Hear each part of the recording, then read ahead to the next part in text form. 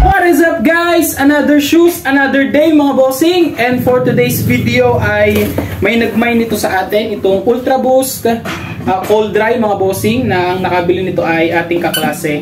So gapadala natin ito sa Inusluban ngayon mga bossing. And yun, napakasolid nito. Tignan nyo naman.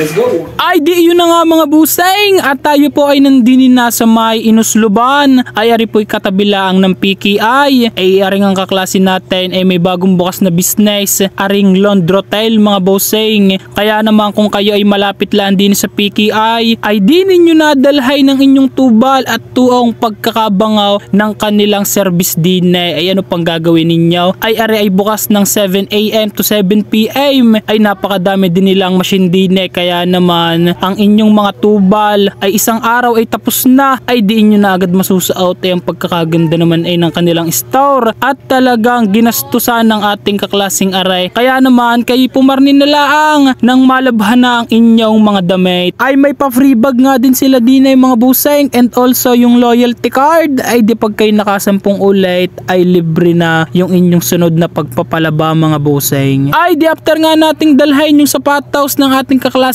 mga buseng, ay di tayo tutuloy na din sa may Guapitas Fashion, at tayo nga po ay may kukuning sapatos din ay bali ari naman sa atin. Kaya naman atin munang kukunin bago natin ipadala. Syempre ay paano mo mapapadala kung hindi mo kukunin? Ay talaga namang napakasolid din na rin mga buseng. Itong Nike Alpha Fly ay carbon plated iyan, kaya naman napakaganda mga buseng. Ay ari nga po ay size 8.5 men's mga buseng, at ang nakabili po na rin ay from Surigao pa. Kaya naman atin ang ibabayaran mga buseng para naman tayo madalay, at baka makaulan pa. Kaya naman din ang panahon ngayon talaga namang hapit din. Hindi na maintindihan. Kakapunas ko lang ng motor. Ay madumi na naman. Gawa nga ng aring ulang aray hasing-hasay. Ay di tayo ay nandini na sa JNT mga buseng. Kaya naman din yung buyer na rin mga buseng. Ay may trust issue ata. Ay ang pagkakatagal ng aming transaksyon ay medyo nabubugnot na din ako mga buseng, pero part iyaw ng business. Kaya naman atin na dayang pagpasensyahan, at syempre medyo may kabataan pa din yung ating buyer. Kaya naman atin na lang intindihin. Ay sa garning negosyo ay talagang iba't ibang tao na dahil ng iyong makakausap. Kaya naman dapat tayo mapagpasensya. Ay paano po, hanggang sa susunod na lang mga buseng.